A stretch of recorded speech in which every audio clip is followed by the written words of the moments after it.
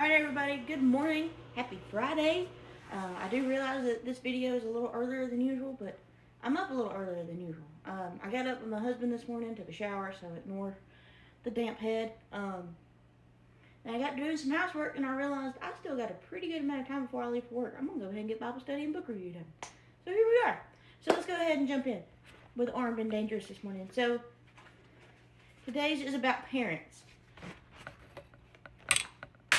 And I dropped my bookmark. That's fine. It's fine. I'll pick it up later.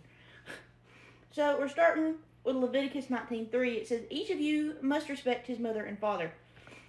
Then Proverbs 20:20, it says, whoso curseth his father or his mother, his lamp shall be put out in obscure darkness. Yes. Proverbs 19:26, he who robs his father and drives out his mother is a son who brings shame and disgrace. Proverbs 28:24, whoso robbeth his father or his mother, and saith it is no transgression, the same is the companion of a destroyer. Proverbs 23:24, the father of the righteous shall greatly rejoice, and he that begetteth a wise child shall have joy of him. Luke 18:20, short and simple, honor thy father and thy mother. Colossians 3:20, children, obey your parents in all things, for this is well-pleasing unto the Lord. And then wrapping it up with Ephesians 6:1-3, children, obey your parents in the Lord, for this is right. Honor your father and mother, which is the first commandment with a promise, that it may go well with you, that you may enjoy long life on the earth. Alright. So that's all I had for Armed and Dangerous this morning. And I done messed up my holder thing here. There we go. Alright, so on to Jesus Calling. Today is the 7th.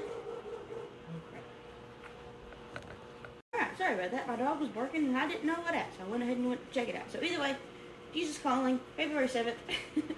It says, come to me for rest and refreshment. Wait, 7th. Yes, okay. Made sure I had the right day. Come to me for rest and refreshment. The journey has been too much for you and you are bone weary.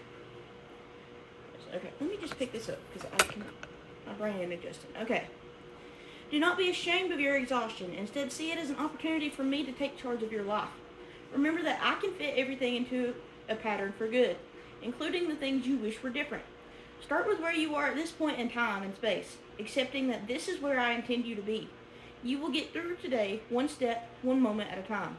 Your main responsibility is to remain attentive to me, letting me guide you through the many choices along your pathway. This sounds like an easy assignment, but it is not. Your desire to live in my presence goes against the grain of the world, the flesh, and the devil. Much of your weariness results from your constant battle against these opponents. However, you are on the path of my choosing, so do not give up.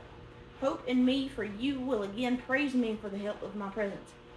So I only got 2 verses today, so we got Romans 8:28.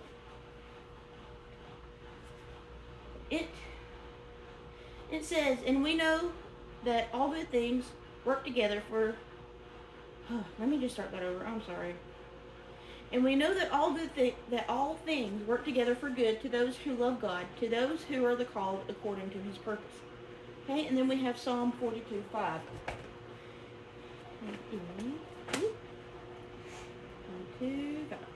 And it says, why are you cast down, O my soul? And why are you disquieted within me? Hope in God, for I shall yet praise him for the help of his countenance. Alright. Alright, so let's keep going with God is always with me. Again, today is February 7th. Today's is greater wonder. And the verse today is, when I look at your heavens, the work of your fingers, the moon and the stars which you have set in place, what is man that you are mindful of him, and the sons of man that you care for him? In Psalm 8:3-4. And it says, the greatness of our God is displayed majestically throughout his creation. When we look into the night sky at all the twinkling stars and the far-off planets, we realize almost instantly how small we are in his universe. But a greater wonder than the grandeur of God's capacity is his value for mankind. The God of all this, the universe and everything in it, is the same God who gave his life to know us. The God who spoke the world into being is the same God who speaks quietly to our hearts. His love for us is as unsearchable as the heavens. So the question today is, what part of God's creation are you most thankful for today?